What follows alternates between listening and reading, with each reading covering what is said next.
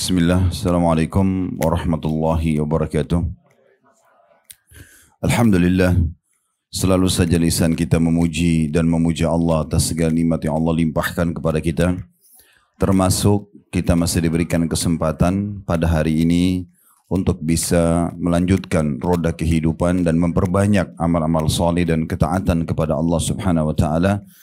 Dan itu tentunya akan menambah derajat kita di surga kelak, dan juga diberikan kesempatan bagi orang-orang yang masih banyak melakukan pelanggaran-pelanggaran untuk segera berhenti dan bertaubat dan kembali kepada Allah Subhanahu wa taala, agar segala macam ancaman dari dosa-dosa tersebut bisa dihindari. Dan ini sebuah nikmat yang harusnya tidak disia-siakan. Alhamdulillah. Selanjutnya kita panjatkan salam hormat kita kepada utusan Allah Nabi besar Muhammad sallallahu alaihi wa ala alihi wa sahbihi wasallam, sebagaimana Allah telah perintahkan kita untuk mengucapkan salam hormat tersebut. Baik, kita akan masuk ke bab terakhir dalam buku kita ini, faktor ke-10 dari amalan-amalan yang menyebabkan tertolaknya azab Allah Ta'ala, yang ditulis oleh Syekh Abdul Aziz Al-Musyaiqi rahimahullah. Dan tentunya setelah kita membahas 9 poin sebelumnya, kita berharap Allah Subhanahu wa taala memberkahi apa yang sudah kita pelajari dan memudahkan kita untuk mengamalkannya. Dan kita sudah membahas pada faktor ke-9 sebelum yang terakhir ini tentang masalah bersyukur kepada Allah Subhanahu wa taala atau mensyukuri nikmat Allah sehingga selalu bisa bertambah dan kita jauh dari hukuman Allah Subhanahu wa taala. Sekarang faktor ke-10 dan penutupan dalam buku kita ini agar bisa selamat dari siksa Allah Subhanahu wa taala karena pelanggaran-pelanggaran yang sudah kita lakukan sengaja atau tidak sengaja. Dan ini saya melihat adalah tiket VIP yang harusnya kita semua memaksimalkan ini. Karena kalau Allah Subhanahu wa taala tidak memberikan kesempatan ini, dan yang ada hanya setiap kali kita melakukan pelanggaran langsung dihukum, maka mungkin setiap orang di antara kita tidak akan hidup sampai hari ini. Karena setiap pelanggaran yang dilihat oleh mata, didengar oleh kuping, diucapkan oleh lisan, dijamah oleh tangan, disentuh oleh kemaluan, dilangkahi oleh kaki, semuanya ini sudah cukup. Satu saja di antaranya mendatangkan hukuman yang berat. Saya yakin kalau kita misalnya rasionalkan, kalau kita punya atau kita memiliki sebuah perusahaan dan kita temukan misalnya ada di antara staf kita mencuri atau berbohong atau apa sajalah pelanggaran-pelanggaran yang dilakukan, mungkin saya yakin kita tidak akan mempercayai, bahkan mungkin kita mengeluarkan pegawai tersebut dari perusahaan kita. Karena bagaimana bisa ada seseorang yang pendusta atau yang biasa menipu atau melakukan pelanggaran-pelanggaran ini lalu kemudian dipertahankan, karena akan mengganggu kualitas daripada perusahaan tersebut. Tetapi Allah Subhanahu wa taala zat yang maha pemurah, maha pengasih, berbeda. Allah Subhanahu wa taala berbeda dengan makhluknya. Allah masih memberikan peluang emas untuk kita. Bagi siapapun yang sudah melakukan pelanggaran-pelanggaran, masih bisa diberikan kesempatan, peluang untuk mereka kembali ke jalan Allah Subhanahu wa taala. Dan itulah bahasan tentang masalah taubat. Ini bahasan kita di faktor ke-10 menyelamatkan dari siksa Allah Subhanahu wa taala, taubat. Taubat ini Bapak Ibu sekalian artinya kembali kepada Allah Subhanahu wa taala, segera menyadari kesalahan-kesalahan. Dan sebelum kita masuk panjang lebar membahas apa yang ditulis oleh penulis dan saran-saran dan ide beliau berikut dalil-dalil, kita perlu juga menyampaikan ya, dosa itu maksiat yang biasa juga kita dengar dalam bahasa ceramah-ceramah ustadz-ustadz dan kiai-kiai kita, itu sebenarnya dalam bahasa kita supaya mudah difahami pelanggaran. Semua pelanggaran Bapak Ibu sekalian itu berarti sangat dekat dengan hukuman. Pelanggaran apapun, kita tidak asing. Melanggar apapun berarti kita siap untuk menghadapi konsekuensi daripada hukumannya. Berat atau ringan, yang penting ada hukumannya. Seperti itu kurang lebih pelanggaran. Nah, seperti itulah gambaran dosa. Kita tahu kisah ayah kita semuanya, Nabi Adam alaihissalam dan ibunda kita Hawa. Itu pelanggarannya hanya karena memakan buah yang dilarang. Dan apa yang Allah Subhanahu wa taala lakukan? Allah keluarkan hukumannya, Allah keluarkan dari surga. Dikeluarkan dari surga sebagaimana sabda Nabi SAW, hari Jumat adalah hari yang paling mulia untuk kalian, di mana hari itu Allah ciptakan Adam, hari itu Allah masukkan ke dalam surga, hari itu pula Allah keluarkan dari surga. dikeluarkan dari surga Nabi Adam alaihissalam karena melakukan satu pelanggaran, yaitu bagaimana dia memakan buah yang dilarang oleh Allah subhanahu wa ta'ala. Dan ini dalam ceramah kami Tabligh Akbar serial Nabi membahas tentang Nabi Adam alaihissalam, kami sudah luruskan buah ini bukan yang biasa disebutkan dengan orang-orang buah khuldi, tapi kata-kata khuldi itu dari syaitan atau dari iblis. Khuld artinya kekal. Iblis menggoda Nabi Adam dan Hawa alaihimussalatu wassalam agar memakan buah tersebut yang dilarang dan membahasakan ini adalah buah kekekalan. Khuld itu artinya kekekalan. Kalau kalian berdua makan buah ini, kalian akan kekal di surga ini, tidak akan pernah mengalami kematian. Dan ini tentunya tidak sesuai dengan apa yang Allah subhanahu wa ta'ala sudah ciptakan. Kalau semua orang pasti akan melalui proses kematian. Intinya pada saat itu Nabi Adam alaihissalam melakukan satu pelanggaran dan sudah cukup mendatangkan konsekuensi hukuman Allah. Dan itu berat sekali. Karena hukuman Allah subhanahu wa ta'ala kalau datang, Bapak Ibu sekalian, itu berat. Karena firman Allah subhanahu wa ta'ala menyebutkan sifatnya, innallaha syadidul iqab. Allah itu sangat berat hukumannya. Itu paling cocok kita pegangi di saat kita suka melakukan pelanggaran. Dan jangan sampai salah berpegang pada sifat-sifat Allah seperti Ar-Rahmanur Rahim. Allah maha pengasih, maha penyayang gitu ya. Di saat Bapak Ibu masih suka berbuat dosa, karena kurang tepat. Ar-Rahmanur Rahim yang maha pengasih, maha penyayang bagi orang yang patuh dan taat. Kita akan selalu sayang dan hormatin pegawai kita, staf kita, kalau memang dia selalu patuh pada peraturan-peraturan, menjalankan pekerjaannya. Ya, kalau dia melakukan pelanggaran tidak tepat, seseorang pegawai mengatakan, oh atasan saya orangnya baik kok, yang penting gak masalah, saya melanggar pun tidak masalah. Ini tidak tepat. Yang tepat itu justru kalau dia lakukan pelanggaran, dia berfaham dan menanamkan dalam dirinya dia akan dihukum walaupun atasannya itu orang baik. Nah seperti itu harus kita fahami. Banyak orang di antara kaum muslimin terus melakukan pelanggaran-pelanggaran agama padahal dia tahu sebenarnya pelanggaran ini ada konsekuensi hukumannya. Dan yang tepat adalah Allah itu syadidul iqab. Bapak Ibu sekalian, mohon maaf bukan saya nakut-nakuti, tapi bisa saja orang bohong sekali, sudah cukup Allah datangkan ujian dalam hidupnya setahun, 2 tahun. Mungkin seseorang itu hanya manipulasi data, mendatangkan sedikit saja harta haram. Sudah cukup Allah tanamkan pada dia atau datangkan penyakit yang bertahun-tahun. Bisa saja rumah tangga orang rusak, anaknya durhaka, dan segala macam hal yang dia tidak sadari sebenarnya itu penyebab daripada dosa yang dia lakukan. Dan begitu luar biasa dahsyatnya balasan Allah dari setiap pelanggaran. Sebagaimana juga kita kalau lakukan ketaatan, Allah subhanahu wa ta'ala tidak pernah balas Bapak Ibu sekalian satu kebaikan dengan satu juga angka kebaikan. Tapi Allah subhanahu wa ta'ala akan balas misalnya Bapak Ibu zikir sekali saja, atau bersyukur sekali, atau sholat sekali. Bisa saja Allah balas dengan setahun kesehatan misalnya. Allah bukain pintu-pintu rezeki yang sangat banyak. Jadi Allah itu kalau memberikan balasan tanpa ada hisabnya. Innallaha yarzuqu may yasha' bighairi hisab. Allah memberikan balasan tanpa ada hitungannya. Tapi juga kalau Allah menghukum itu syadidul iqab. Allah sangat berat hukumannya. Itu satu poin. Poin yang lain. Pertanyaan sederhana. Apa yang selalu membuat kita mau melanggar? Sementara kita ini punya opsi untuk tidak melanggar. Sudah pernah kami berikan penjelasan ini di beberapa kajian kita yang lalu. Kalau Allah subhanahu wa ta'ala menciptakan kita Bapak Ibu sekalian, dan kita ini butuh protein hewani. Tubuh kita ini, otot kita supaya kuat, supaya kita bisa beraktivitas lebih sehat, ya. Ini butuh protein, dan protein terbaik protein hewani misalnya. Contoh kita daging merah dari daging ayam, daging sapi, kambing dan seterusnya. Kalau seandainya Allah subhanahu wa ta'ala ciptakan kita, tubuh kita ini butuh protein hewan untuk kuat, dan semua hewan dilarang untuk dimakan, tidak boleh makan daging, maka sangat wajar kita untuk melanggar. Permasalahannya bukan itu. Semua hewan umumnya dibolehkan kecuali sebagian kecil. Di saat Allah haramkan babi, nggak boleh makan babi ya. Babi itu karena efeknya begitu-begitu. Allah datangkan ilmu pengetahuan agar manusia menyadari bahayanya babi itu. Ada cacing pita lah, ada inilah, ada itulah, segala macam penyakit yang datang dari situ. Dan itu diakui oleh para ilmuwan barat juga yang mereka sendiri membolehkan itu. Dan agama-agama Samawiyah, Kristen, Yahudi tahu kalau babi itu tidak boleh. Tapi satu sisi pada saat Allah haramkan babi, maka Allah ganti dengan sapi, kambing, ayam, kelinci, semua hewan air.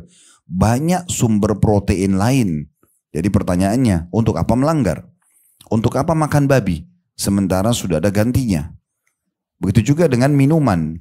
Pada saat kita butuh, dahaga, haus. Kalau tidak minum bisa meninggal seseorang kalau kehausan. Tapi di saat Allah haramkan khamar, minuman keras, obat-obat terlarang narkotika misalnya, Allah ganti dengan susu, sirup, madu. Di Indonesia mungkin banyak herbal, minuman jamu. Kenapa harus masuk kepada yang haram? Di saat kita punya syahwat dengan lawan jenis kita butuh untuk melihat, mencium, memegang. Karena itu fitrah. Kalau tidak terjadi, tidak ada rasa itu, tidak ada populasi manusia. Kalau laki-laki sama perempuan tidak saling suka, maka otomatis tidak mau laki-laki menumpahkan spermanya, perempuan juga tidak mau menerima sperma tersebut sehingga bercampur dengan sel telur dan dia harus mengandung 9 bulan.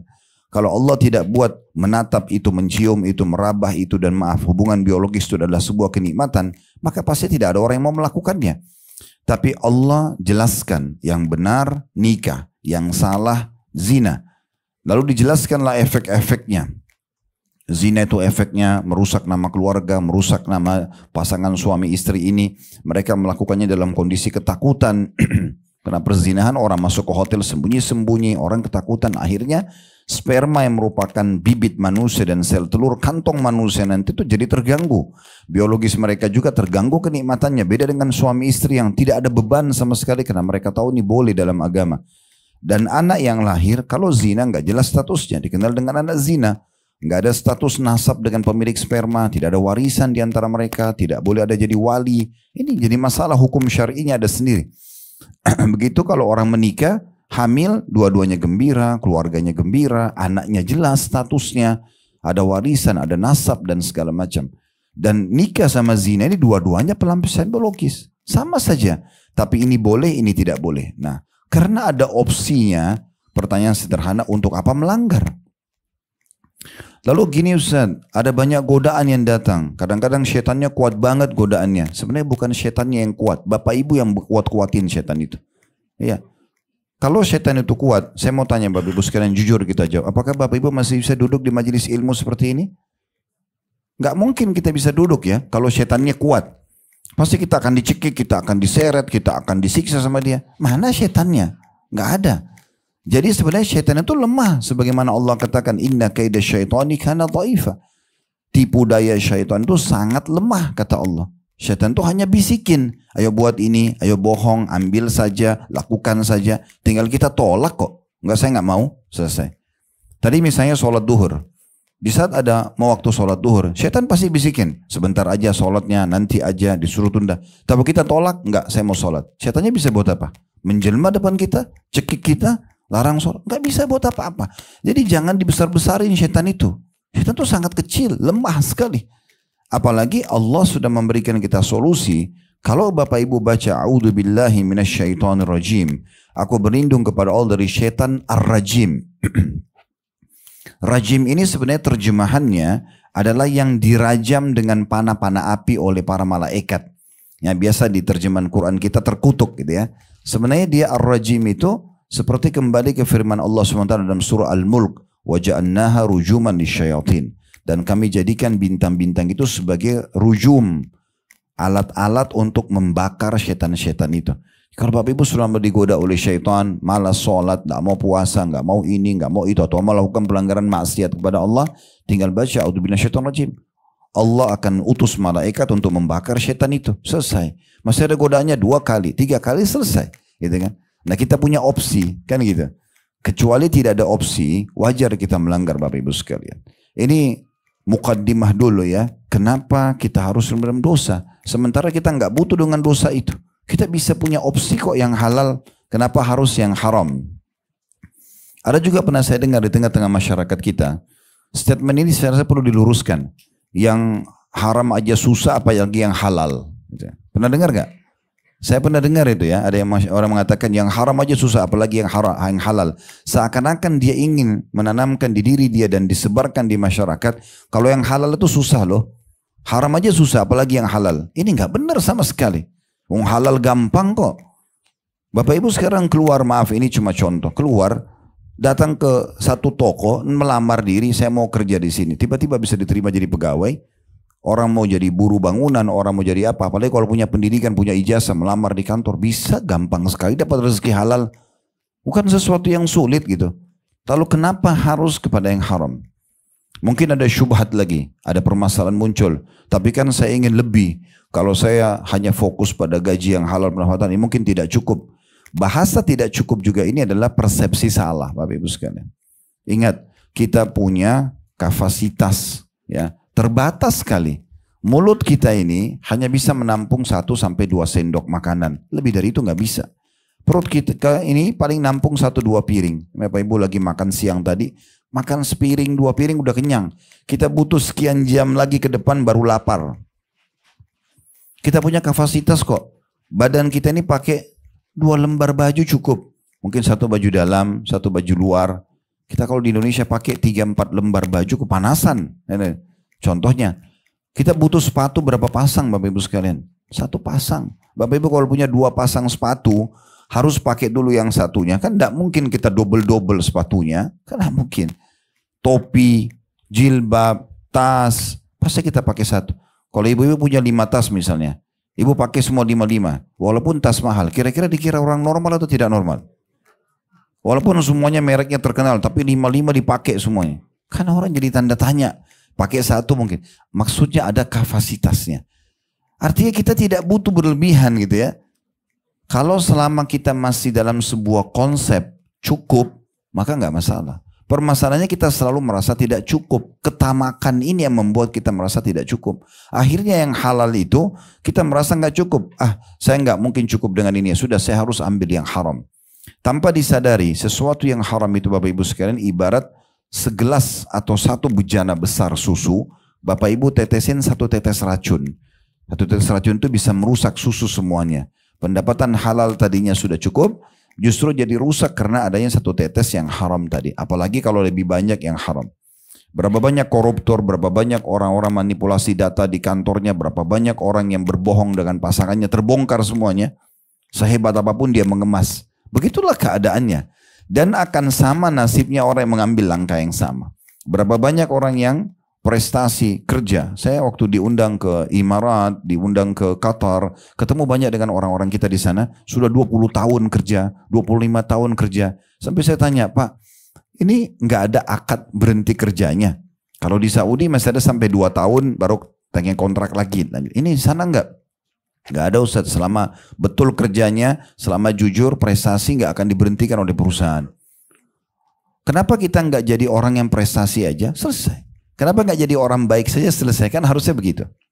Baik, ini semua rasionalnya aja. Saya ingin mendatangkan dalam mukaddimah penutupan buku kita ini Bapak Ibu sekalian, tidak ada manfaatnya melakukan pelanggaran. Karena nggak ada. Pelanggaran akan sangat dekat dengan hukuman. Karena ada opsi-opsinya. Kan gitu. Kita masih diberikan opsi untuk tidak melanggar. Kecuali tidak ada opsinya baru kita bisa melanggar. Baik, sekarang kita bicara tentang masalah orang-orang yang melanggar. Karena manusia umumnya banyak melakukan pelanggaran. Untungnya Allah masih kasih kita bab yang ingin kita bahas nih. Itu adalah taubat. Ini yang tadi saya bilang tiket VIP kita. Andai saja Allah nggak kasih ini, kecuali harus dihukum. Nah ini berat sekali. Tapi dengan adanya pintu taubat ini Bapak Ibu sekalian, Allah Subhanahu wa Ta'ala akan membukakan bagi kita kebaikan-kebaikan. Hilangnya hukuman yang bisa datang karena pelanggaran tersebut, dan kembalinya fasilitas yang tertolak justru karena adanya dosa tadi. Dalam sebuah riwayat dikatakan Nabi Adam AS berkata kepada Allah, "Ya Allah, bukankah engkau menciptakan aku dengan kedua tanganmu?" Allah mengatakan iya. "Bukankah engkau meniupkan ruh padaku?" Kata Allah iya. "Bukankah ini, bukankah itu?" Terus Nabi Adam sebutkan. Yang terakhir Nabi Adam bilang begini dalam riwayat, cukup panjang, saya simpulkan saja. Kata Nabi Adam, "Ya Allah, kalau seandainya aku bertaubat, apakah engkau akan mengembalikan aku ke surga?" Kata Allah Subhanahu wa Ta'ala, iya. Ini kemahamurahan Allah Subhanahu wa Ta'ala. Maka Allah bisa mengembalikan Nabi Adam ke surga walaupun sudah buat maksiat, asal syaratnya 1, taubat. Maka tiket ini jangan disia-siakan. Ini tiket yang sangat luar biasa.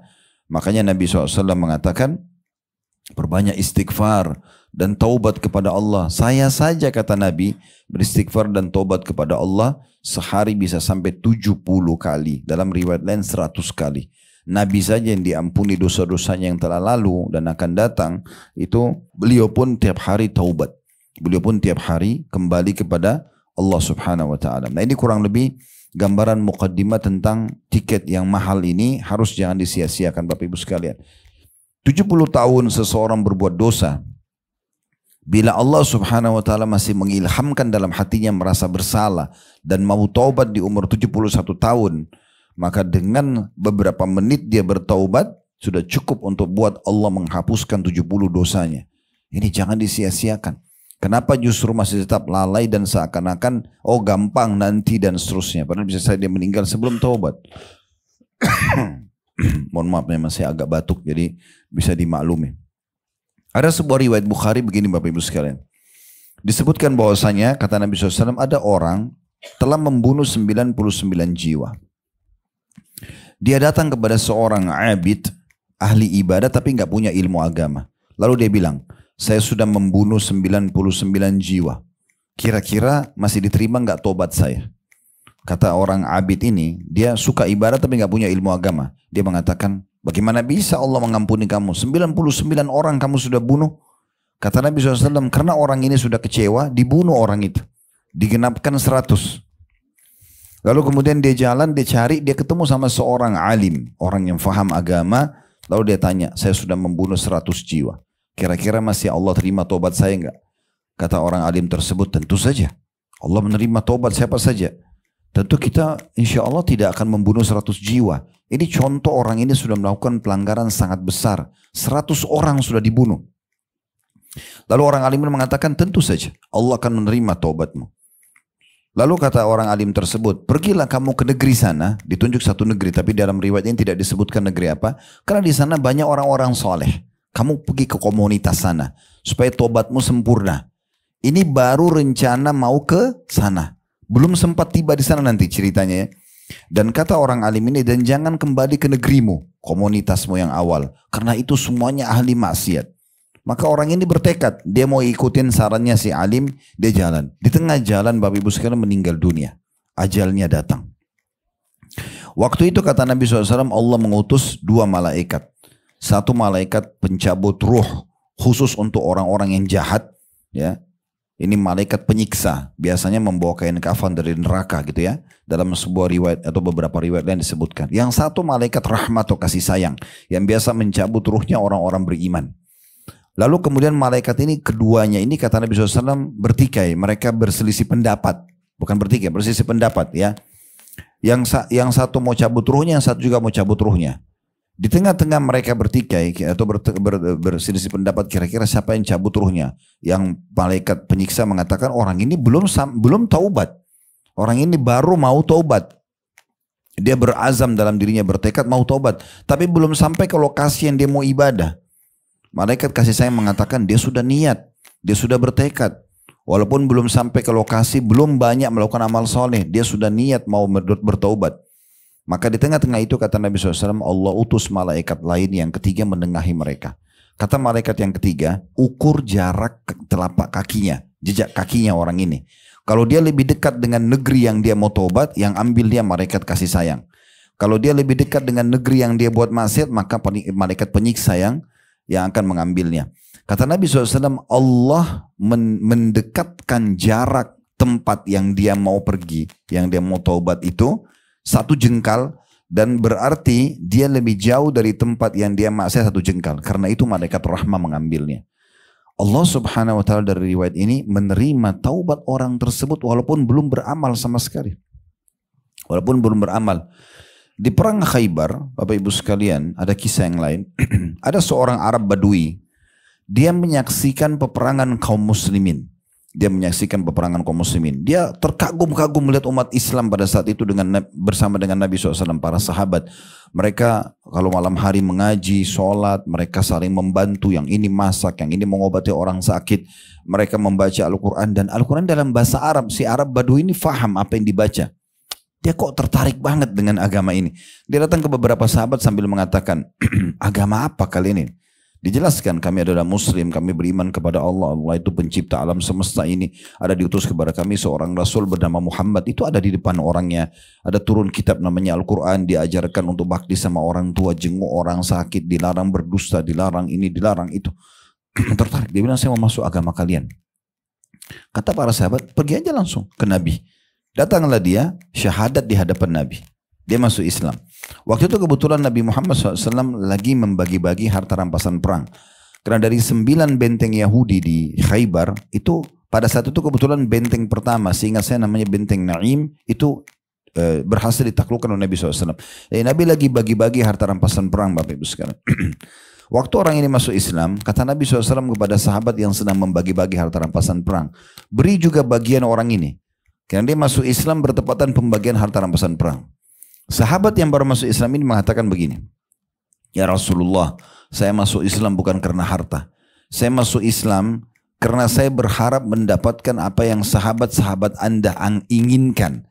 Mereka keluar dari Madinah, mereka cerita kepada saya, datang ke Khaybar supaya mereka terbunuh oleh orang-orang Yahudi, mati syahid, mereka masuk surga. Saya berharap itu. Saya tidak mau harta ini. Saya berharap, nah ini bahasa dia, sebelum saya sampaikan, ada sebab kenapa dia ucapkan ini ya. Jadi orang-orang Yahudi itu mereka takut menghadapi muslimin, Bapak Ibu sekalian. Ya, di sekarang pun berita-berita di Palestina itu mereka kebanyakan ya kasusnya membombardir muslim, tapi untuk bertemu langsung dengan muslimin itu mereka tidak berani umumnya. Dari dulu di zaman Nabi SAW gitu. Jadi mereka lakukan, mereka suka melempar anak panah yang sangat banyak dari dalam benteng mereka. Pada saat umat Islam sudah terdesak dengan anak panah itu, mereka buka pintu gerbang, mereka nyerang tiba-tiba lalu mereka kembali lagi. Begitu aja cara perangnya. Harapannya umat Islam tidak berhasil merebut benteng mereka.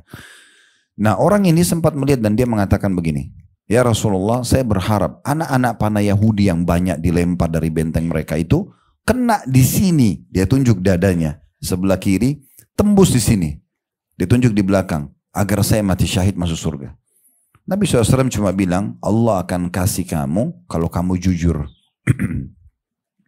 Sebab itu terjadilah penyerangan benteng yang kedua.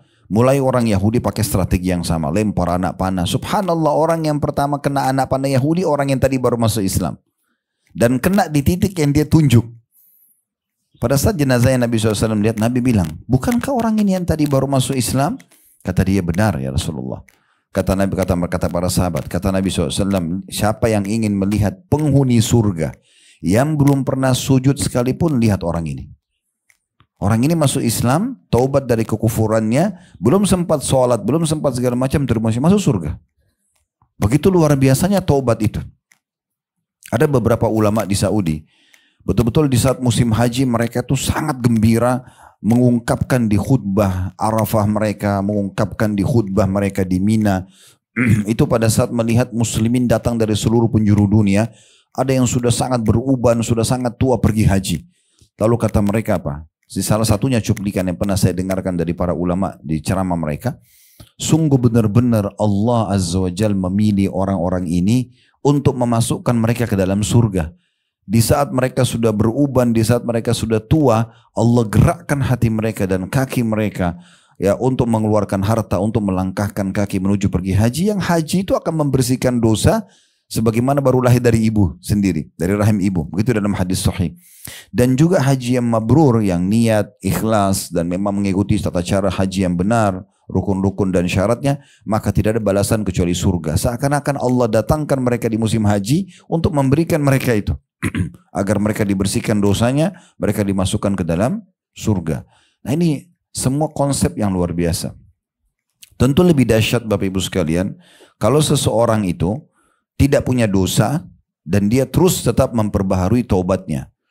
Karena di hari kiamat nanti, orang yang memiliki banyak amal soleh, bahkan memiliki sedikit dosa atau mungkin tidak ada dosanya karena sering bertobat, ini akan banyak bisa menolong orang lain. Biasa dikenal dengan syafaat. Ya, kalau tadi kita berikan gambaran tentang orang yang buat dosa, lalu kalau dia diberikan kesempatan tobat di akhir hidupnya, atau diberikan kesempatan tobat di masa hidupnya, walaupun tidak tua atau belum tua, berarti itu Allah inginkan kebaikan buat dia. Jadi kalau ada orang, dia selalu tutup. Ini pendapatan haram dia nggak mau, ini yang haram nggak mau, ini pergaulan haram dia tidak mau. Pokoknya dia tutup diri, dia jaga diri sampai dia meninggal dunia. Dia sibuk dengan amal saleh. Orang seperti ini, sementara dia juga menjalankan sunnah-sunnah Nabi SAW, diantaranya selalu beristighfar dan bertobat tiap hari kepada Allah. Karena kita mengucapkan astagfirullah wa atubu ilaih tidak harus kalau kita punya dosa. Kita bisa jadikan itu sebagai zikir atau wirid kita harian. Ya, seperti habis sholat kita baca istighfar 3 kali, misalnya kita membaca istighfar dalam sehari 100 atau 70 sampai 100 kali seperti sunnah Nabi SAW. Ini akan menambah tambahan amal soleh kita karena dia tidak digunakan untuk membersihkan dosa, gitu ya. Dia akan menjadi tambahan amal. Nah ini hari kiamat, misal ini contoh angka ini cuma sebagai contoh. Bapak Ibu punya 10.000 pahala dan Bapak Ibu cuma punya 1.000 dosa, misalnya contoh. Angka ini cuma contoh. Tolong jangan dipegangi tapi sebagai contoh. Selisih antara amal soleh Bapak Ibu dengan dosanya 9.000. 9.000 ini nilainya bisa Bapak Ibu gunakan memberikan syafaat pada orang. Bukan dibagi-bagi, tapi nilainya bisa. Misalnya ibunya Bapak atau ibunya Ibu butuh 1.000 untuk masuk ke surga. Anda bilang, ya Allah saya kasih aja ibu saya 1.000 nilainya. Bukan diambil kita punya 1.000 dikasih ke dia. Tapi Allah berikan. Syafaat itu pertolongan tanpa mengurangi hak kita. Tetapi hanya nilainya saja Allah bantu dia. Ayah kita butuh 1.000 kita bantu. Kakek kita butuh 1.000 kita bantu. Kita masih punya kesempatan sampai 9.000. Artinya kalau masing-masing orang yang kita bantu butuh 1.000, kita bisa bantu 9 orang misal. Kata Nabi SAW tentunya ada orang dari umatku yang bisa memberikan syafaat pada hari kiamat lebih banyak daripada jumlah suku Mudar. Suku Mudar itu sekarang suku Arab yang paling banyak jumlah warganya gitu ya. Kenapa? Karena banyaknya amal solehnya, sedikitnya dosanya. Karena orang-orang seperti ini sibuk selama hidupnya dengan ketaatan-ketaatan dan selalu menjauhi dosa-dosa. Kalau kita lirik kisah para sahabat, para tabi'in, mereka luar biasa. Setiap hari itu mereka mengontrol sekali dirinya. Bagaimana dalam ketaatan-ketaatan mereka selalu patuh kepada Allah.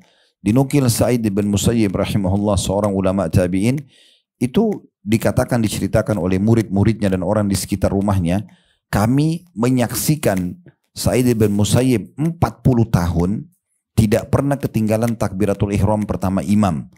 Jadi imam Allahu Akbar, dia juga Allah Akbar di masjid 40 tahun. Subuh, duhur, asar, maghrib, isya. Dan dia berkata tentang dirinya, saya tidak pernah selama 40 tahun melihat selain punggungnya imam. Imam depan dia, dia di belakangnya. Saking luar biasa menjaga ibadah tersebut. Begitu juga dengan dia menjaga yang lainnya. Sesuatu yang haram, pendapatan haram, segala macam. Bahkan kadang-kadang hadiah saja dari para raja ditolak sama mereka. Diambil, disedekahin atau dikembalikan. Karena khawatir malah jadi fitnah atau syubhat buat dia. Contoh-contohnya, dan cukup banyak contoh-contoh yang berhubungan dengan masalah ini. Jadi mereka sibuk dengan ketaatan-ketaatan dalam seharian dan mereka meninggalkan yang haram. Orang-orang seperti ini akan banyak sekali manfaatnya buat dia. Derajatnya akan tinggi di surga, kemudian juga bisa banyak memberikan pertolongan buat orang-orang pada hari kiamat nanti. Nah, ini kurang lebih pendahuluan kita, pembukaan sedikit agak panjang tentang masalah taubat, karena saya ingin informasi ini, Bapak Ibu sekalian, saya berharap setelah kita bubar dari pengajian, kita betul-betul berubah dan membawa satu poin. Karena saya ingin Bapak Ibu menjadi amal soleh buat saya. Kalau hanya sekedar masuk telinga kanan, keluar telinga kiri, Bapak Ibu tidak berubah, saya sia-sia saja datang ceramah. Tapi kalau bisa membawa pada perubahan, menjadi lebih baik, lebih dekat dengan Allah, meninggalkan dosa-dosa, justru memperbanyak amal soleh, justru itu targetnya. Sehingga memang kita butuh untuk menyampaikan pesan ini ke dalam hati setiap orang yang hadir, baik offline ataupun online. Karena itu tujuan utama agama. Majelis ilmu untuk itu, untuk membawa perubahan, menjadi orang yang lebih dekat dengan Allah Subhanahu wa taala dan merasa bersalah dari kesalahan dan kekurangannya dalam ibadah, sehingga akhirnya dia memperbaiki dan kembali kepada Allah Subhanahu wa taala. Saya akan bacakan di halaman 102 di buku kita ini, bagian-bagian buku, faktor ke-10 yang bisa menolak siksa Allah Subhanahu wa taala, yaitu taubat dari semua kemaksiatan. Kata penulis, dosa-dosa atau pelanggaran adalah penghalang dari Allah. Tidak bisa kita khusyuk, nggak bisa kita merenungi, tidak bisa kita menangis karena Allah, tidak bisa semangat ibadah, dan berpaling dari segala yang dapat menjauhkan dari Allah Subhanahu wa taala adalah wajib hukumnya. Hal ini hanyalah bisa terlaksana dengan pengetahuan, penyesalan dan tekad. Selama seseorang tidak mengetahui bahwa dosa merupakan faktor yang menjauhkan dari Allah, maka ia tidak akan menyesali dosanya dan tidak merasa sakit dikarenakan menempuh jalan yang jauh dari Allah. Jika ia tidak merasa sakit, maka ia tidak akan meninggalkan dosa tersebut. Kesimpulan paragraf pertama ini adalah bagaimana penulis ingin menyampaikan pesan dosa itu berbahaya loh, menjauhkan dari Allah. Sementara semua yang bisa menjauhkan dari Allah wajib untuk dijauhi. Gak boleh kita sengaja terjerumus dalam perbuatan tersebut. Lalu di bold di sini ditebalkan oleh penerbit ya. Dikatakan taubat adalah kembali dari kemaksiatan kepada ketaatan pada Allah Ta'ala. Taubat adalah wajib dari semua dosa, bukan pilihan.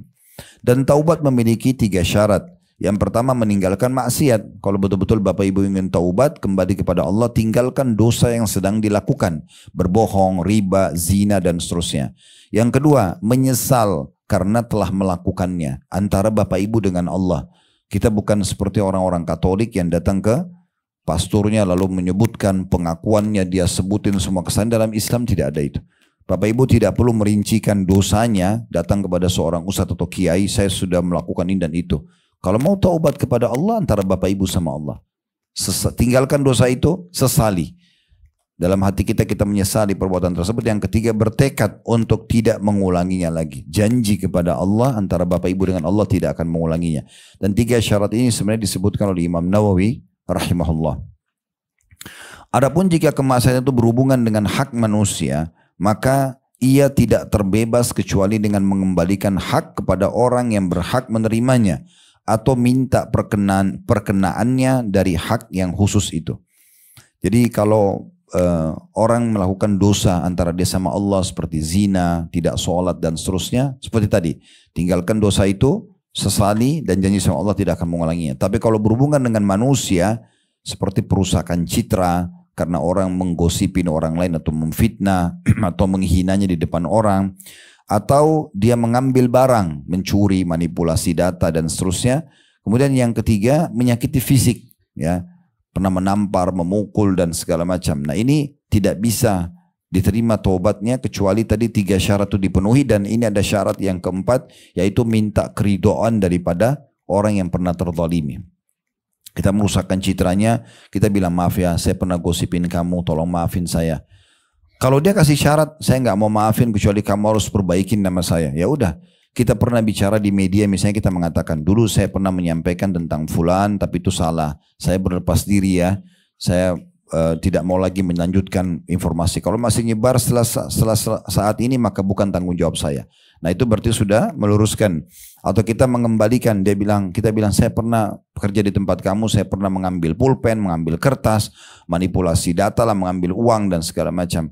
Saya minta keridhaannya. Kalau dia bilang sudah saya maafin, alhamdulillah. Kalau tidak dia bilang kembalikan semua. Kita harus kembalikan. Ya, bagaimana cara kita kembalikan? Kalau kita pernah nyakitin fisik, kita bilang maafin saya. Selain tobat kepada Allah, dia maafin alhamdulillah. Kalau dia bilang tidak, kamu dulu tampar saya mau balas dengan tampar juga. Kita harus kasih dia. Namanya kisos. Makanya Nabi Muhammad SAW, Bapak Ibu sekalian, sebelum wafat, di saat beliau lagi sakit luar biasa, begitu Allah berikan sedikit kekuatan, Nabi SAW berdiri, mengumpulkan sahabat di masjid, lalu mengatakan, siapa yang pernah aku sakiti fisiknya, atau ambil hartanya, ini adalah fisiknya Muhammad, dan ini adalah hartanya Muhammad SAW. Ya. Beliau bilang, siapa yang pernah saya sakitin silakan, ini balas saya sekarang. Siapa yang pernah saya ambil hartanya, ini hartaku, saya bayar sekarang. Begitu.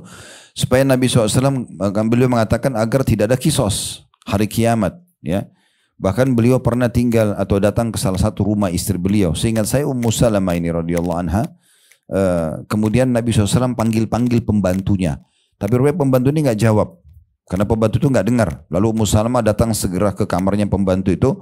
Lalu mengatakan, kenapa saya mendengarkan Nabi SAW memanggilmu, tapi kamu tidak menjawabnya. Dia bilang, saya tidak dengar. Lalu pembantu itu lari-lari buru-buru ke depan Nabi karena ketakutan, mengatakan, demi zat yang mengutus anda dengan hak atau dengan benar, saya benar-benar nggak dengar kalau anda panggil saya.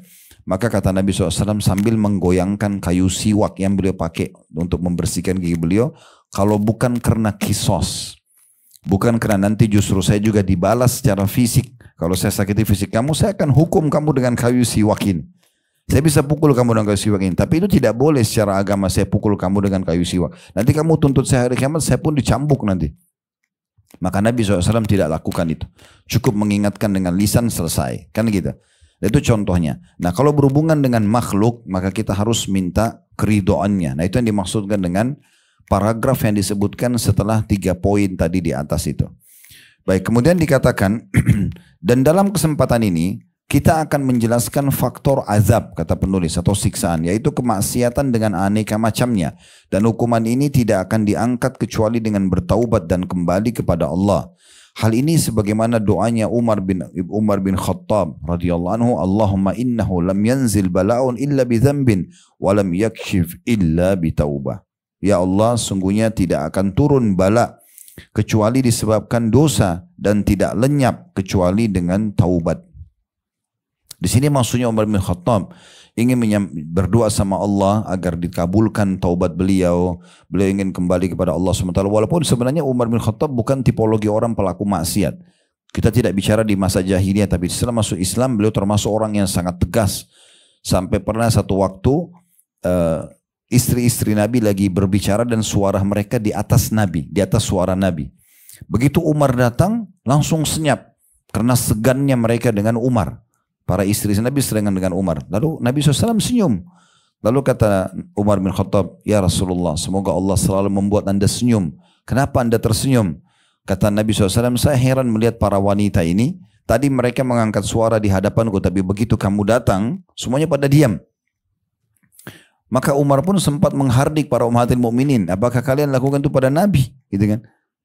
Maka ringkasnya sebenarnya Nabi SAW mengatakan, hai Umar, ketahuilah, kalau seandainya kau lewat di sebuah lembah, syaitan melihat kau ada di lembah itu, dia akan cari lembah lain. Umar itu bukan lagi bisa digoda oleh syaitan. Syaitan kalau lihat aja dia lari. Karena tegasnya Umar dengan kebenaran. Benar-benar salah-salah. Selesai. Ini perintah dikerjakan, larangan dijauhi. Dan beliau selalu menghardik orang-orang yang melakukan kemaksiatan gitu ya. Tetapi Umar bin Khattab ingin mendapat tambahan pahala dengan terus menjalankan sunnah Nabi, istighfar dan taubat kepada Allah walaupun tidak ada maksiat. Dan beliau ingin menitip pesan kepada orang yang di hadapannya bahwasanya hati-hati loh, kalau maksiat itu penyebab datangnya bala, ujian-ujian, siksaan, gangguan, penyakit lah, ribut rumah tangga lah, durhakanya orang tua lah, ditipu dalam bisnis lah. Semua itu ujung-ujungnya karena masalah maksiat. Dan tidak akan diangkat oleh Allah kecuali dengan taubat. Maka kata penulis, sudah sepatutnya kita bersegera bertobat dan meninggalkan kemaksiatan agar diangkat bala ini yang menimpa secara merata pada setiap individu kaum muslimin di belahan timur bumi dan baratnya. Dan tali kendali urusan daulah Islamiyah selamat. Ya, maksudnya akan berdiri, akan ditegakkan syariat Islam di negara-negara Islam.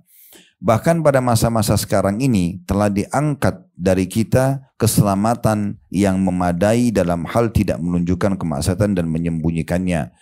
Hal ini sebagaimana sabda Nabi SAW, kullu ummatin mu'afan illal mujahirin. Semua umatku diampuni kecuali orang-orang yang melakukan dengan terang-terangan. Kita melihat ini contoh penulis ya. Mohon maaf Bapak Ibu sekalian kalau ada yang kebetulan pas ya, karena saya membaca bukunya ya. Dikatakan kita melihat para perokok sudah terang-terangan merokok, pencukur jenggot terang-terangan melakukannya, pemilik alat musik telah menyebarluaskannya, dan seterusnya. Ini tanda kutip yang disinggung oleh penulis ya. Katanya ini merata di semua umat Islam, hampir mereka rata-rata melakukan ini. Sudah jelas bahwa jika kemaksiatan merajalela maka hukuman juga akan menimpa. Hukuman ini meliputi orang jahat dan orang-orang saleh jika dia tidak mengingkarinya. Di poin ini saya perlu titik beratkan dulu. Kalau misalnya dalam satu keluarga, saya kasih contoh keluarga dulu baru nanti lingkup yang lebih besar, RT, RW dan seterusnya. Kalau dalam satu keluarga ada salah satunya pelaku maksiat, suami buat dosa misalnya, atau istri buat dosa, atau anak buat dosa, atau bahkan pembantu yang buat dosa. Maka Bapak Ibu sekalian, kalau tidak diingatkan, sementara orang itu akan dihukum oleh Allah, bisa merata kita semua kena. Oleh karena itu kita tidak boleh diam dalam kemaksiatan. Sang suami harus ingatkan istri sama anak dan pembantunya. Sang istri harus ingatkan suami, anak dan pembantunya. Sang anak ingatin orang tua ingatin anak. Ya, majikan ingatin bawahannya. Ini semua harus satu rumah itu steril dari pelanggaran agama. Kalau misalnya kita sudah ingatkan dan hukuman Allah datang, hanya akan menimpa dia saja. Tapi kalau kita tidak ingatkan, apalagi kalau kita dukung atau kita masa bodoh, maka nanti akan datang hukuman yang merata. Dia kena, kita pun kena semuanya. Dia kena, kita pun kena. Jadi harus hati-hati. Poin seperti ini perlu digarisbawahi. Perlu didengarkan dan diingatkan kembali sebuah riwayat Bukhari, Bapak Ibu sekalian. Kata Nabi SAW, Jibril alaihissalam pernah diutus oleh Allah mendatangi satu negeri untuk menghancurkan negeri itu. Jibril disuruh datang menghancurkan negeri itu. Pada saat Jibril tiba di sana, Jibril menemui ada satu orang soleh. Ada satu orang yang soleh. Lalu Jibril kembali kepada Allah mengatakan, ya Allah, di negeri yang engkau perintahkan aku untuk dihancurkan ada satu orang soleh. Diapakan? Diselamatkan atau juga kena hukuman nih? Maka kata Allah Azza wa Jalla kepada Jibril, mulai hukuman dari dia dulu, baru yang lainnya. Karena dia selama hidupnya tidak pernah menegakkan amar ma'ruf, tidak pernah melarang dari kemungkaran. Orang ini mau masuk surga sendiri. Gak pernah ajak orang sholat, gak pernah larang orang berbuat kesalahan. Sehingga masyarakatnya gak faham. Nah akhirnya dia pun kena hukuman. Tapi kalau kita pernah mengingatkan, maka tidak masalah. Berarti kita akan diselamatkan oleh Allah Subhanahu wa ta'ala. Kisah yang sangat masyhur tentang kisah para nabi-nabi. Bagaimana kaum Lut, Nabi Lut alaihissalam yang kaumnya homoseksual. Karena Nabi Lut dengan anaknya, dengan beberapa orang beriman mengingatkan kaumnya. Akhirnya pada saat Allah hukum negeri tersebut, 9 negeri kaum Lut itu diangkat oleh Allah Subhanahu wa ta'ala lalu dibalik semuanya ya. Dan itu dikatakan dalam beberapa riwayat masih terdengar gonggongan anjing mereka, teriakan dan histeri mereka gitu ya. Diangkat negeri lalu dibalik. Tapi sebelumnya Nabi Lut dan keluarganya dan orang beriman diselamatkan dulu. Begitu juga dengan Nabi Nuh. Selamatnya Nabi Nuh dengan orang beriman di atas kapal dan yang lainnya tenggelam. Semuanya. Nah seperti itu. Karena mereka menegakkan amar ma'ruf nahi mungkar. Menegakkan perintah kebaikan dan melarang kemungkaran. Maka mereka diselamatkan. Tapi kalau tidak, maka semuanya akan kena secara merata. Saya ulangi lagi, hukuman ini atau hukuman itu meliputi orang jahat dan orang saleh jika orang saleh tidak mengingkarinya. Sebagaimana dalam kisah orang-orang yang melanggar hari Sabtu. Ya, kalau ini pernah dengar, alhamdulillah. Kalau saya ingatkan kembali, kalau belum dengar berarti ada tambahan ilmu gitu ya. Ada kisah hari Sabtu di situ dikatakan. Apa kisah hari Sabtu? Ini kisah tentang sekelompok Bani Israel berada di negeri namanya negeri Ilah. Ilah ini di Palestina sekarang ya. Kalau dari perbatasan Saudi Palestina bisa terlihat kota itu. Sekarang namanya kota, tetap namanya kota Ilah. Dulu di sana Bapak Ibu sekalian ada satu dari Bani Israel di masa sebelum Nabi Muhammad SAW diutus. Mereka kerjanya nelayan karena berada di pinggir ya pantai gitu ya. Dan di saat itu ada satu peraturan Allah Subhanahu Wa Taala, mereka tidak boleh mancing hari Sabtu. Memang begitu hukumnya ya.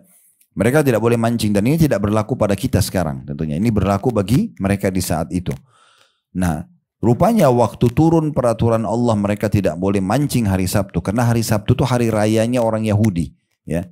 Kalau Nasrani kan hari Ahad, kita kan hari Jumat. Nah di hari Sabtu mereka tidak boleh memancing. Penduduk negeri Ilah menjadi atau berbagi menjadi 3. Ada yang pertama melakukan pelanggaran. Mereka enggak mancing hari Sabtu, tapi mereka pasang jala ikan hari Jumat malam. Mereka biarin ikan masuk hari Sabtu, hari Ahadnya mereka panen. Jadi mereka mau manipulasi larangan Allah ini gitu ya. Kita enggak mancing kok hari Sabtu, ya ikannya masuk sendiri gitu kan. Dan Allah dikatakan dalam Al-Quran menguji mereka, Bapak Ibu sekalian, di hari Sabtu ikan-ikan yang ada di lautan itu semua mendekat sehingga gampang sekali mereka jamah dengan tangan mereka. Ya. Sebagai ujian. Ada kelompok kedua yang melarang mereka. Jangan, gak boleh. Allah larang, haram, gak boleh. Ini ribut nih 2 kelompok. Enggak, yang satu tetap mau buat, yang satu larang. Ada kelompok ketiga, ini hati-hati. Kelompok ketiga ini orang-orang beriman juga, tapi mereka bukan memberhentikan kelompok pertama si pelanggar. Tapi mereka datang kepada kelompok kedua orang beriman yang melarang itu. Udahlah, gak usah urus mereka, biarin aja nanti mereka masuk neraka sendiri. Jadi kelompok ketiga ini justru melarang kelompok kedua. Waktu Allah kutuk mereka menjadi kera, maka yang kena hukuman tersebut kelompok pertama sama kelompok ketiga. Kelompok ketiga ini orang beriman, tapi dia bukan mendukung untuk memberhentikan, tapi malah dia menahan orang yang melarang kebaikan atau melarang kemungkaran tersebut. Nah, ini berbahaya, hati-hati gitu kan.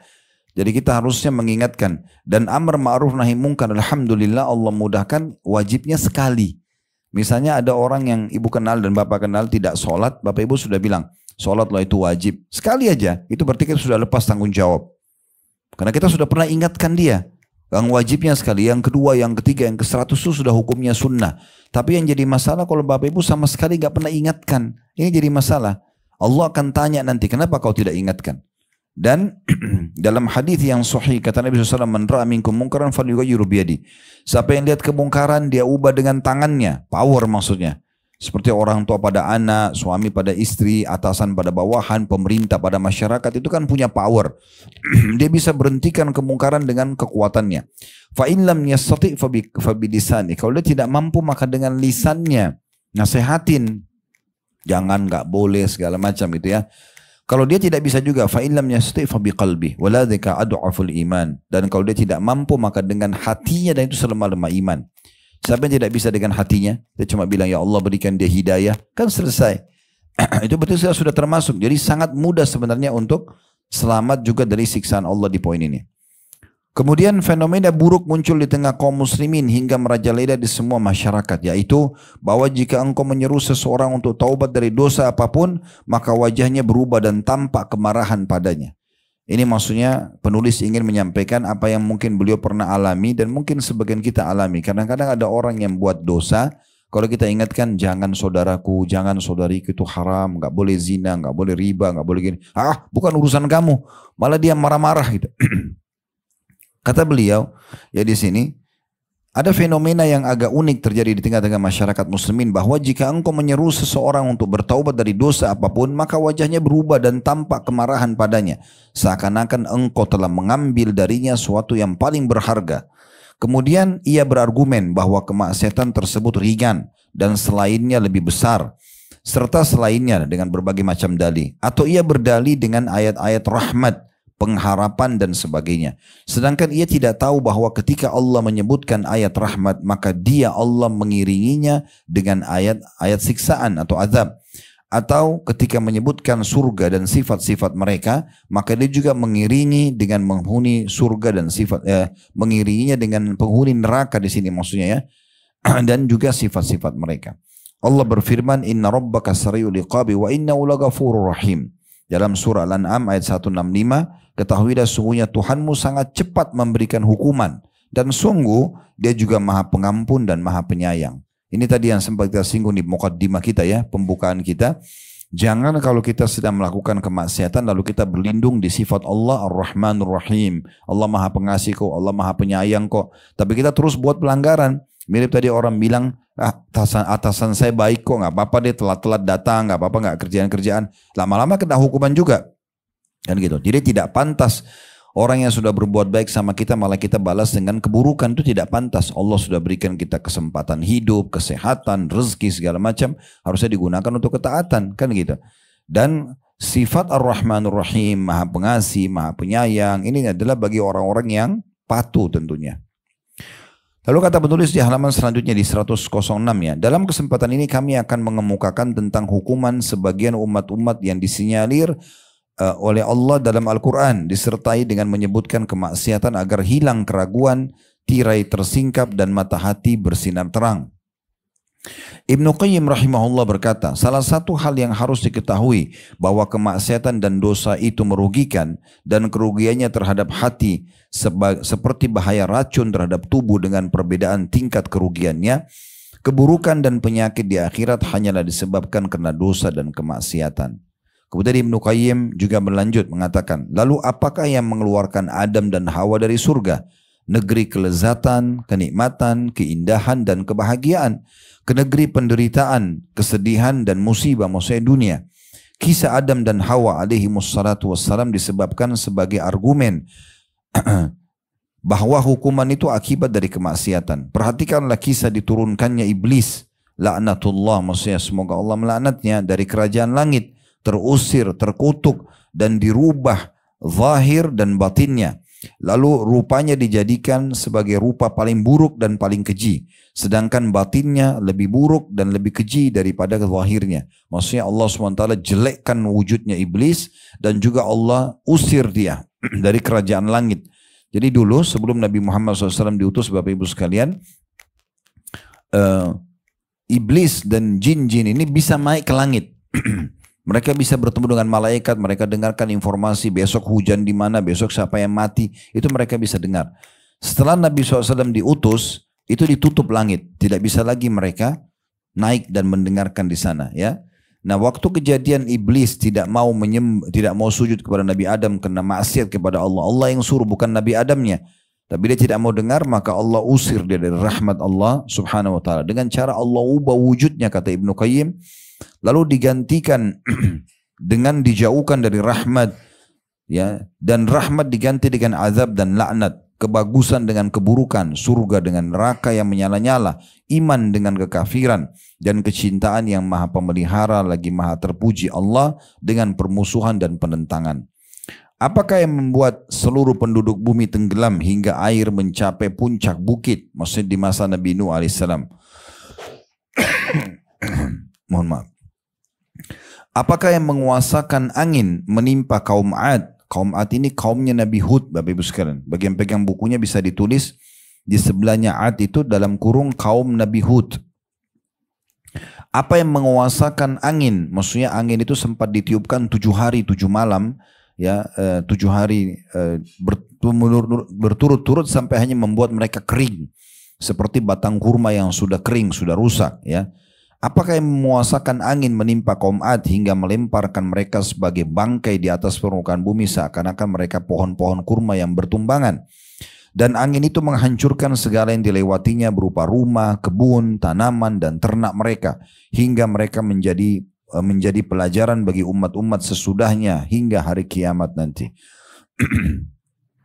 Apa yang membuat pemukiman kaum Lut yang melakukan homoseksual di Laut Mati, ya, sana di Jordania, diangkat hingga para malaikat mendengar gonggongan anjing mereka, kemudian dibalik di atas mereka, lalu bagian atasnya diletakkan di bagian bawahnya, lalu mereka dibinasakan semuanya, kemudian mereka dihujani dengan batu, mereka diberikan azab yang belum pernah ditimpakan sekalipun terhadap satu umat pun selain mereka dan orang-orang yang semisal dengan mereka.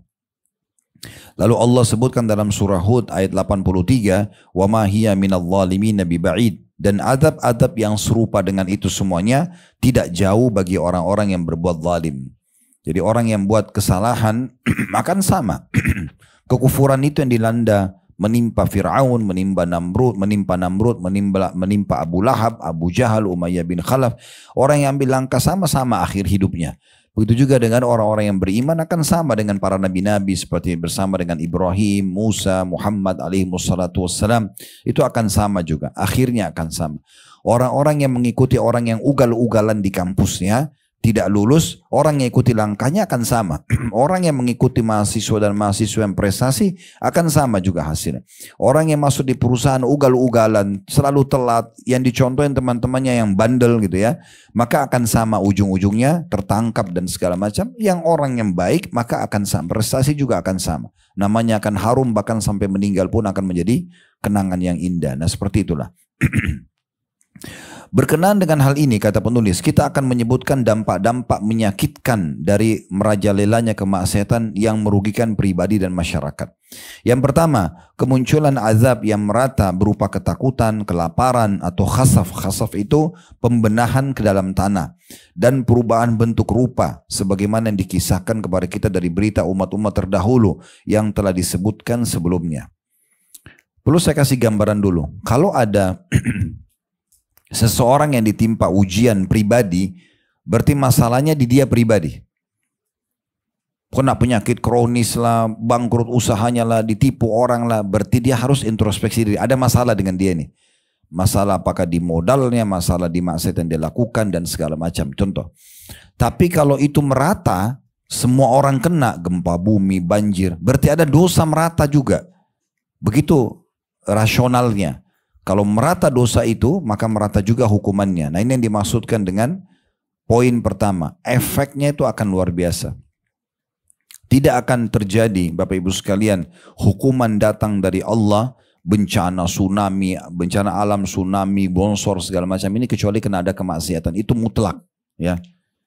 Makanya Allah subhanahu wa ta'ala menyebutkan dalam banyak ayat. Ya, kalau Bapak Ibu mau lihat bisa lihat dalam surah Hud. Ya. Itu di ayat seingat saya 117. Coba kita pastikan ya. Saya juga akan buka dulu aplikasi Al-Qur'annya. Ya 117. Bisa dilihat, saya baca ya. Wa ma kana rabbuka liyuhlikal qura bidzulmin wa ahluha muslihun. Ini kekal, ayat ini tidak akan pernah berubah. Apa kata Allah? Dan Tuhanmu hai Muhammad sekali-kali tidak akan membinasakan negeri-negeri secara zalim. Gak mungkin tsunami datang, longsor, gempa bumi tanpa sebab, gak mungkin. Begitu intinya gitu ya. Dan Tuhanmu sekali-kali tidak akan membinasakan negeri-negeri secara zalim. Sedangkan penduduknya adalah orang-orang yang berbuat baik. Ini Allah pastikan. Tidak akan mungkin terjadi. Gitu ya. Begitu juga dalam surah Al-Qasas ya. Surah nomor 28. Seingat saya di ayat 59 kalau tidak salah ya. Ya di ayat 59. Surah nomor 28 ayat 59. Sudah buka? Surah Al-Qasas. Surah nomor 28 ayat 59 saya bacakan, wa ma kana rabbuka muhlikal qura hatta yab'atsa fi ummiha rasulan yatlu alaihim ayatina wa ma kunna muhlikil qura illa wa ahluha zalimun. Terjemahannya coba pikirkan baik-baik. Al-Qasas surah nomor 28 ayat 59. Dan tidaklah Tuhanmu hai Muhammad, maksudnya Nabi SAW yang diajak bicara sama Allah, membinasakan kota-kota. Gak mungkin terjadi gempa bumi, bencana alam segala macam sebelum dia Allah mengutus di ibu kota itu seorang rasul yang membacakan ayat-ayat kami kepada mereka. Kalau para rasul sudah tidak ada sekarang karena Nabi Muhammad SAW sudah meninggal, maka para ulama, para dai sudah datang. Bapak ibu jangan buat, jangan lakukan, ini haram, sudah diingatkan ya, sudah sampai pada mereka. Dan tidak pernah pula kami kata Allah membinasakan kota-kota kecuali penduduknya dalam keadaan melakukan kezaliman, dosa. Mungkin Bapak Ibu pernah dengar kisah Nabi Yunus ya. Nah, Nabi Yunus ini agak unik sedikit. Dalam Al-Quran Allah juga gambarkan kalau tidak ada kaum yang tadinya hampir Allah binasakan dan kemudian selamat kecuali kaumnya Nabi Yunus. Kaumnya Nabi Yunus. Ini agak unik ini. Karena memang mereka pada saat Allah Subhanahu wa taala ya, mengutus kepada mereka Nabi Yunus. Jadi karena mereka ini lokasinya namanya Nainawa, Bapak Ibu sekalian, satu kota di Irak di masa itu. Allah utus Nabi Yunus. Penduduknya lebih dari 100 ribu orang. Dalam Al-Quran digambarkan begitu. Kemudian mereka menyembah berhala. Nabi Yunus datang mendakwahi mereka, jangan, nggak boleh, haram.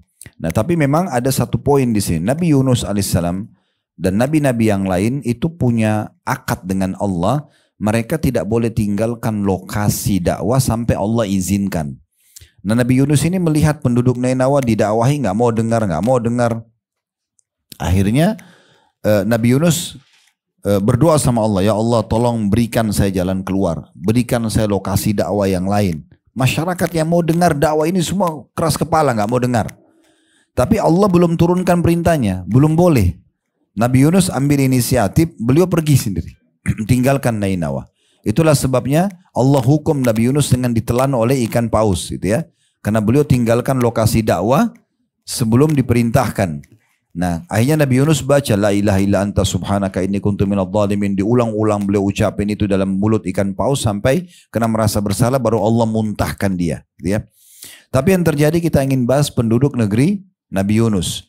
Nah, waktu Nabi Yunus keluar, Nabi Yunus sudah bilang, hati-hati loh karena kalian tidak beriman akan datang hukuman Allah. Benar-benar terjadi Bapak Ibu sekalian. Jadi pada saat akan datang siksa Allah itu, langit menjadi gelap. Mulai turun hujan, bumi itu mengeluarkan air. Mulai mereka merasa, masyarakat Nainawa itu melihat air keluar. Mereka sudah mulai panik, lari sana sini. Waktu mereka panik seperti itu, raja mereka bilang, sebentar. Tenang dulu semua, tenang. Rajanya panggil, suruh tenang.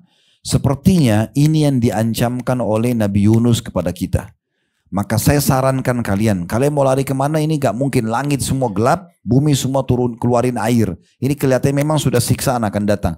Sekarang saya ajak kalian semua kita ini sujud dan kita mengaku beriman pada Allah Tuhannya Nabi Yunus. Maka mereka lakukan itu Bapak Ibu sekalian. Mereka sujud semua, mereka mengikrarkan kalau mereka beriman pada Allah. Langitnya jadi terang, airnya jadi terserap kembali ke bumi. Akhirnya mereka beriman kepada Allah Subhanahu wa taala. Nah, itu satu-satunya kaum yang sempat ya selamat. Itu Bapak Ibu bisa lihat dalam surah Yunus.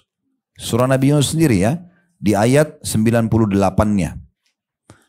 Itu kita bacakan dulu ayat 98 ini ya. Surah Yunus, "Falaula kanat qaryatun amanat fanafa'a imanuha illa qauma Yunus lamma amanu kashafna anhum adzabal khizyi fil hayatid dunya wa matta'nahum ila hin." Dan mengapa tidak ada penduduk satu kota yang beriman, lalu imannya itu bermanfaat kepadanya selain kaum Yunus. Kaum Yunus pas sudah mau datang siksa Allah, mereka segera taubat.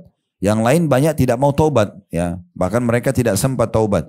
Tak kala mereka kaum Yunus itu beriman, kami hilangkan dari mereka azab yang menghinakan dalam kehidupan dunia, dan kami berikan kesenangan kepada mereka sampai kepada waktu tertentu. Jadi di saat mereka Allah selamatkan, mereka lalu berdoa kepada Allah setelah itu, ya Allah tolong kembalikan Yunus kepada kami. Maka Nabi Yunus pun dimuntahkan oleh Allah dari mulut ikan paus, lalu Nabi Yunus berhasil kembalikannya dan akhirnya berdakwah di tengah-tengah mereka. Yang kedua, Bapak Ibu sekalian, dampak daripada maksiat yang merajalela, dikuasakannya musuh yang belum pernah mereka memiliki kekuatan atau kekuasaan sebelumnya. Ini tentu ada hadisnya ya, tapi di sini penulis tidak sebutkan ya. Tidak ada maksiat yang merajalela di satu kaum, kata Nabi SAW, kecuali Allah akan membuat musuh mereka menguasai mereka. Jadi mereka bisa dijajah, bisa dikuasai oleh musuh mereka. Yang ketiga, merusak akal dosa itu. Seperti orang mabuk, orang zina, merusak akalnya. Orang mabuk itu susah, tidak normal jadinya.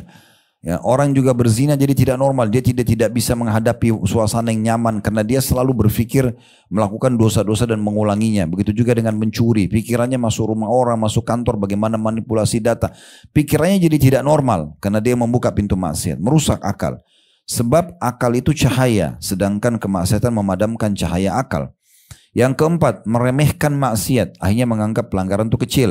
Seorang hamba tidak henti-hentinya melakukan dosa hingga terasa ringan dan terasa kecil di hatinya. Ya, kalau seorang muslimah dia pakai jilbab misalnya, contoh, dan dia merasa itu nyaman, maka secara otomatis dia pasti akan merasa malah terganggu kalau terbuka.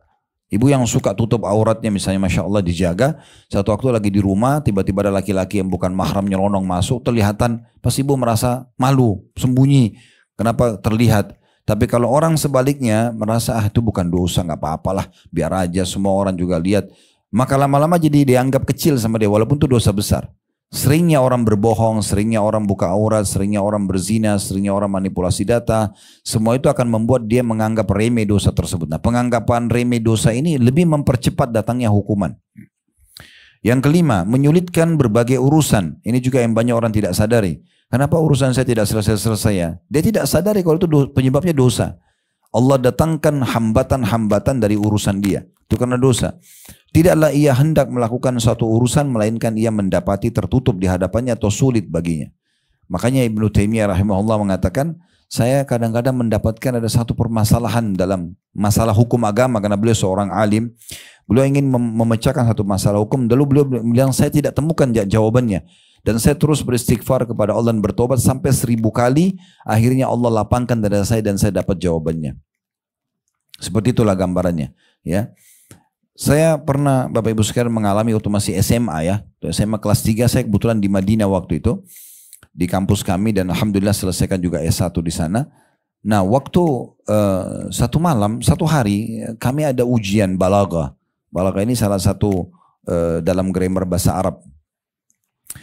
Saya besok mau ujian, saya baca dari habis duhur, habis ujian sampai menjelang maghrib, kok nggak paham ini, gitu. Ada apa nih sebenarnya gitu ya? Ulangin, hafal, lupa lagi. Ini besok mau ujian, namanya orang masih waktu itu semangat untuk supaya lulus, nilainya bagus, gimana nih? Terganggu secara kejiwaan.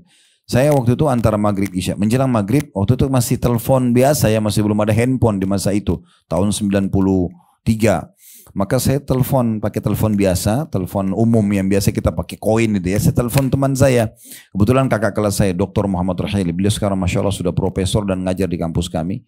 Dan selalu bersama kami biasa, kami sama-sama baca kitab, sering nasihatin kami nambahin ilmu agama. Masya Allah baik banget itu.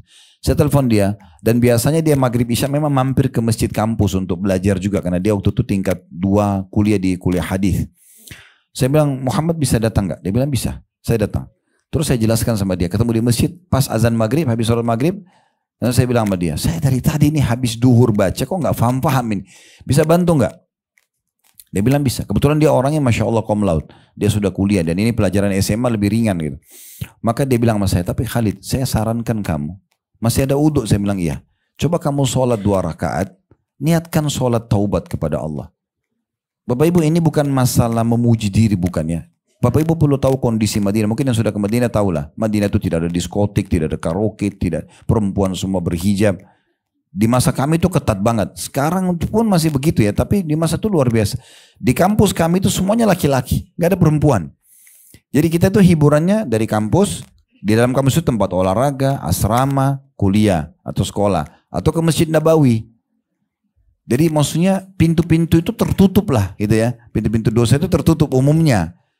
Terus saya berdiri, saya bilang baik, saya hadap kiblat, saya sholat 2 rakaat, niat sholat taubat. Subhanallah, begitu saya selesai sholat, saya belajar sama dia cuma maghrib isya.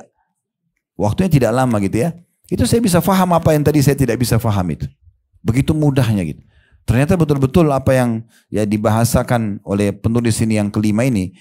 Kadang-kadang kita tidak sadar ada dosa, mungkin kita tidak sadar kalau kita lakukan, itu bisa menyulitkan urusan. Yang tadi saya tidak tahu, saya lagi buat dosa apa, tidak paham, karena setahu saya tidak ada waktu itu.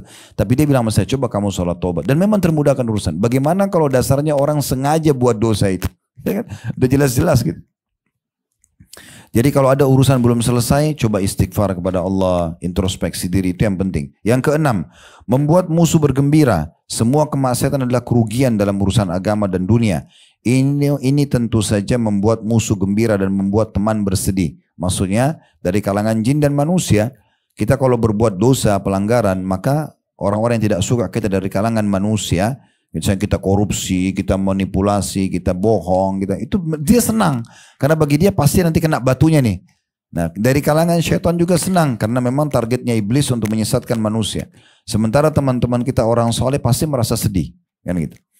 Kemudian yang ketujuh, di muka bumi ditemukan aneka macam kerusakan pada air, udara, tanaman, buah-buahan, dan pemukiman. Sebagaimana Allah berfirman di dalam surah Al-Baqarah 155 yang bunyinya, وَلَنَبْلُوَنَّكُمْ بِشَيْءٍ مِنَ الْخَوْفِ وَالْجُوعِ وَنَقْصٍ مِنَ الْأَمْوَالِ وَالْأَنْفُسِ وَالثَّمَرَاتِ وَبَشِّرِ الصَّابِرِينَ. Dan kami pasti akan menguji kamu dengan sedikit ketakutan, kelaparan, kekurangan harta, jiwa, dan juga buah-buahan, dan sampaikan kabar gembira kepada orang-orang yang sabar.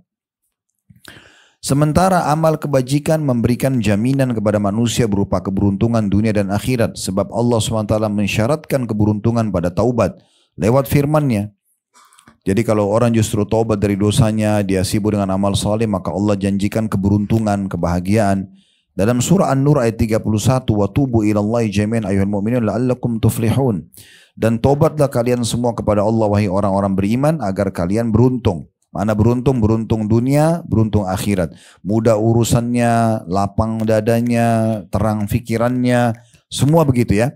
Kita temukan orang-orang yang beriman dan sibuk dengan amal saleh, Bapak Ibu sekalian, hatinya selalu tenang dimanapun berada. Tidak pernah ada punya rasa khawatir. Karena memang dia tidak sedang buat masalah sama orang. Tapi pelaku dosa pernah manipulasi uang 100.000 aja. Begitu dengar angka 100.000 dia merasa dia yang sedang ditegur. Gitu, misal contoh. Atau dia lihat di sebuah hotel pernah dia buat dosa. Dia lewat, dia sendiri ketakutan. Mungkin untuk melihatnya pun dia tidak mau. Khawatir orang tahu. Dan segala macam ketakutan-ketakutan yang datang. Kata penulis, apa yang telah disebutkan dari faktor-faktor yang bisa mengangkat berbagai azab atau menolaknya sebelum kedatangannya di tengah masyarakat sudah dirasa cukup. Maksudnya dari poin 1, faktor pertama sampai faktor yang ke-10 sekarang kita bahas. Kita setiap hari mengalami ujian besar dan krisis besar disebabkan kemaksiatan dan dosa yang kita lakukan. Dan kita tidak berkomitmen pada perintah Allah dan Rasul-Nya. Orang yang berakal adalah orang yang beramal untuk perkara sesudah kematian dan tidak mengikuti angan-angan darinya atau dirinya. Sebab banyak orang yang berangan-angan kepada Allah Subhanahu wa taala untuk mendapatkan surga. Mau masuk surga enggak? Mau gitu. Sedangkan ia tidak melakukan amalan ahli surga. Bahkan jarak antara dirinya dengan mereka sejauh jarak antara timur dan barat. Rata-rata muslim kalau ditanya, mau enggak mati husnul khatimah? Mau. Mau enggak masuk surga? Mau enggak. Mau enggak selamat dari siang neraka? Mau. Tapi amalnya tidak ke situ. Amalnya bukan membawa dia untuk menjadikan surga, taman dari taman surga kuburannya, berat timbangan amal solehnya di hari kiamat. Memang amalan ahli surga yang bisa membawa derajat tinggi. Bukan itu. Bukan dari banyak sholatnya, sedekahnya, haji umrohnya, bakti orang tuanya, bantu orang. Bukan itu. Tapi yang banyak adalah justru dosanya. Tapi berharap surga. Itu enggak mungkin. Berharap naik jabatan di kantor, berharap dapat bonus tambahan, berharap prestasi-prestasi, tapi tidak pernah menunjukkan amal-amal perbuatan yang membawa pada prestasi, maka tidak mungkin, ini cuma mengkhayal gitu. Ada kalanya amalan satu orang menjadi petaka atas masyarakat sepenuhnya, sebagaimana firman Allah Subhanahu wa taala dalam surah An-Naml ayat 48, wa kana fil madinati tis'atu rahtin yufsiduna fil ardi wa la yuslihun. Dan di kota itu ada 9 orang laki-laki yang berbuat kerusakan di muka bumi, mereka tidak melakukan perbaikan. Hal itu disebabkan para pemuka atau para pemimpin orang-orang yang lemah akal dan tidak terikat dengan prinsip dan tidak berpedoman pada jalan yang benar. Ini semua dikarenakan menyanyiakan perintah-perintah Allah dan juga sunnah-sunnah. Maksudnya di sini adalah Allah menggambarkan dalam surah An-Naml kisah tentang umat sebelum kita. Ada orang-orang yang membuat kerusakan dari pemimpin mereka dan tidak ada orang yang meluruskannya. Maka meratalah semua hukuman datang kepada mereka. Karena itu kewajiban kita semua adalah tadabbur atau memperhatikan dan memikirkan kitabullah dan sunnah nabinya. Serta kita terikat dengan ajaran disebutkan dalam keduanya agar kita beruntung di dunia dan di akhirat. Hendaklah setiap muslim yang mengetahui bahwa siapa yang tidak melakukan amalan berdasarkan ajaran yang terkandung di dalamnya, maka amalannya tertolak. Walaupun ia berdiri setegar tiang untuk melakukan sholat dan puasa dengan tanpa putus, maka ia mendapatkan dosa dan tidak mendapatkan pahala. Ini penutupan dari perkataan beliau. Jadi maksudnya, kalaupun Bapak Ibu sudah mau menyadari, oh ya kita harus tobat dari pelanggaran, kita harus segera kembali kepada ketaatan. Nah ketaatan pun harus berdasarkan Al-Quran dan Sunnah. Supaya jangan sia-sia waktunya. Karena walaupun kita berdiri tegak 10 jam sholat, tapi tidak sesuai dengan Sunnah Nabi, tidak juga diterima oleh Allah Subhanahu wa ta'ala. Lalu penutupan buku, beliau berdoa kepada Allah Subhanahu wa ta'ala, karena ini sudah penutupan bahasan kita. Kita memohon kepada Allah Ta'ala semoga memberikan pertolongan kepada kita untuk senantiasa mengingatnya, bersyukur kepadanya. Semoga Dia Allah mengaruniakan kepada kita kemampuan untuk melaksanakan apa yang diwajibkan kepada kita, yaitu menyuruh kepada kema'rufan, perintah yang dibenarkan oleh agama, dan mencegah dari kemungkaran atau yang dilarang dari dalam agama. Semoga pula Dia Allah mengaruniakan kepada kita taubat nasuha. Sesungguhnya Dialah penolong hal itu dan maha kuasa atasnya. Semoga salawat dan salam terlimpahkan atas Nabi yang mulia dan semua keluarganya. Dengan ini alhamdulillah buku ini sudah selesai. Dan insya Allah kedepannya kalau kajian kita masih lanjut, kita akan memilih buku yang lain yang akan kita bedah. Dan ini metode yang kami gunakan. Kalau Bapak Ibu lihat di playlist YouTube kami, itu semuanya bedah buku. Karena biasanya umumnya muslimin ya, apalagi kita di Indonesia, kita masih malas untuk baca buku, ya masih kurang. Secara persentase itu kita termasuk orang yang rendah baca buku di dunia secara internasional ya. Jadi makanya cara yang terbaik adalah kita bedah.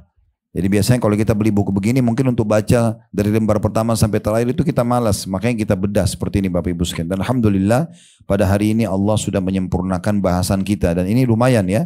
Kita sudah menyelesaikan lebih dari 100 lembar. Kurang lebih 112 lembar sudah kita baca. Dan insya Allah kita berharap agar Allah ikhlaskan niat dan Allah jadikan sebagai ilmu yang bermanfaat. Dan semoga Allah mudahkan kita bisa melaksanakan ilmu yang sudah kita dapatkan. Dan kita juga bertobat dari dosa-dosa kita yang sudah kita lakukan. Dan semoga Allah satukan kita juga semua di surga firdausnya kelak di akhirat tanpa hisab. Mari disatukan dalam majlis ilmu yang mulia ini. Kalau benar dari Allah, silakan diambil dan diamalkan. Kalau salah dari saya, mohon dimaafkan dan saya beristighfar kepada Allah Subhanahu wa taala. Subhanakallahumma bihamdika, asyhadu an la ilaha illa anta astaghfiruka wa atubu ilaik. Wassalamualaikum